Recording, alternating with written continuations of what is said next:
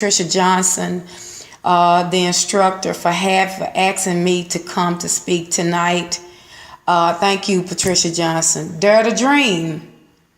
Have the courage to believe that you can succeed if you dare to dream. It is truly a pleasure to be here tonight. Can I see a show of hands of all of you that's studying for medical assistants? And then let me see a show of hands of all of you who are studying to be pharmacy techs. I can currently say that I work at a large hospital that's full of people that are studying for the same thing that you are studying. So you will have a job once you complete your program. And also, with that being said, you are truly embarking on a great start here at National College. Like she said, my name is Life Coach Linda Kinnard, and let me tell you a little bit about myself and how I got to where I am today. I have been in nursing now for 19 years, and I knew I was going to become a nurse at a young age. Like many of us, I had somewhat of a troublesome childhood, feeling alone, some confusion, and not really feeling loved by my parents. And many of us grow into homes today where there is not a strong family unit. But even because we don't have a strong family unit does not mean you will not be able to succeed in life. So by the age of 12, I had a dream to become a nurse. I knew I wanted to be a nurse at 12. And at that time, my mom was interested in nursing. She was the one that actually introduced me to it. But I knew at 12 years old that it was something about a nurse that I could be that interested me. So like, many of us, I had challenges growing up, just like young teenagers. The teenage years are the most confused years of our life. Are we trying to find out who we are? We really are. We trying to find our identity. We trying to really see who we are. So growing up, I was such a quiet girl, though. Knowing me now, you would never think that I was quiet and shy and reserved. So at age 16, I became a teenage mother. I did. And I wasn't a typical girl that you would think that would become a teenage mother because I was quiet and reserved. But, those are the girls that you need to watch out for.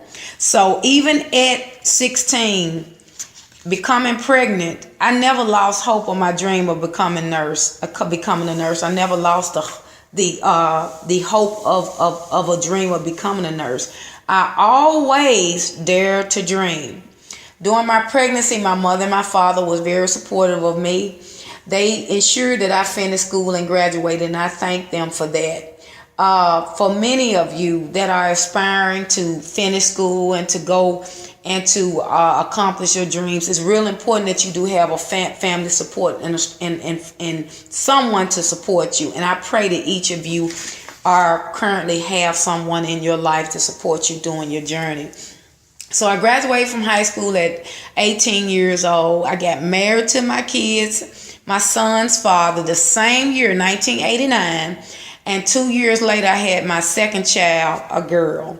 And of course, my marriage didn't work.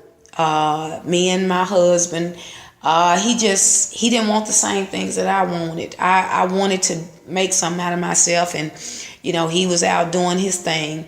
So I was left to raise both of my kids on my own. And ladies, this is a scenario that many young women are faced with today. And we have to rise to the challenge. We have to rise to the challenge. And we have to be the providers of our homes until God blesses us with another husband. So I continued to dare to dream. In 1993, at age 22, I got accepted into LPN school. And at that time, I was living in a Section 8 apartment. And my apartment was located way in the back of the apartment complex. And I was hanging around the wrong crowd. But when I found out that I was getting ready to go to LPN school, I talked to my landlord, and I wanted to see was I eligible for a 3-bedroom upgrade. So, of course, I went and talked to him, and, of course, I was eligible. But what I didn't know was I knew I was going to move into another apartment.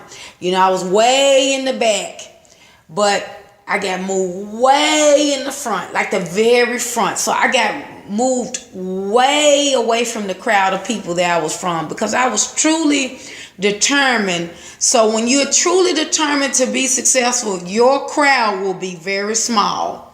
It will be very small. So if you find yourself alone and not around a lot of people, and you're not in the in crowd, then you are in the right place. You're in the place to succeed, because successful people don't have a whole lot of crowd, because to be honest, the majority of the people are not trying to be successful. The majority of people are trying to get in trouble.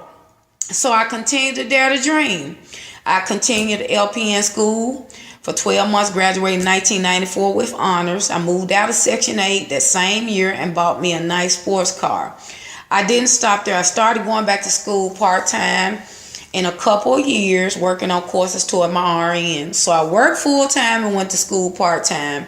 I had a plan and I was focused. And I was able to attend RN school in 2001. And I went through a fast-track program, LPN to RN, for 12 months at Southwest Community College.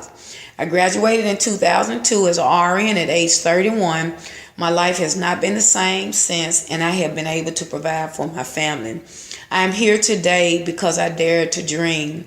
I am where I am today because I dared to dream. I am here tonight to encourage you that you can dare to dream too. The fact that you have made it this far is a sign that you are determined to succeed. I want you to know that you can make it. You can succeed. It is just a stepping stone toward a greater place in your life. So don't just stop here. Keep believing and keep dreaming about the possibilities of a better life for you and your family. You can dare to dream. You can succeed. As you dare to dream, I want to give you some practical keys to consider as you move forward towards your goals. Key number 1. Visualize your future and see yourself finishing your course and accomplishing your goal. Key number 2, have a plan for succeeding. Manage your time. Make appointments to study, rest, recreation, and time with your family. Key number 3, stay focused on the goal. There will be distractions and obstacles that will come your way, but just like an Olympic runner, stay focused on the goal and jump over every hurdle that comes your way. Key number 4, believe that you can do it. Be determined to win. Don't give up on you. Vote for you. Key number 5, one of the most important ones.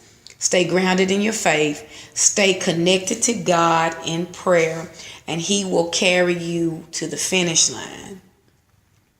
Have the courage to believe that you can succeed if you dare to dream.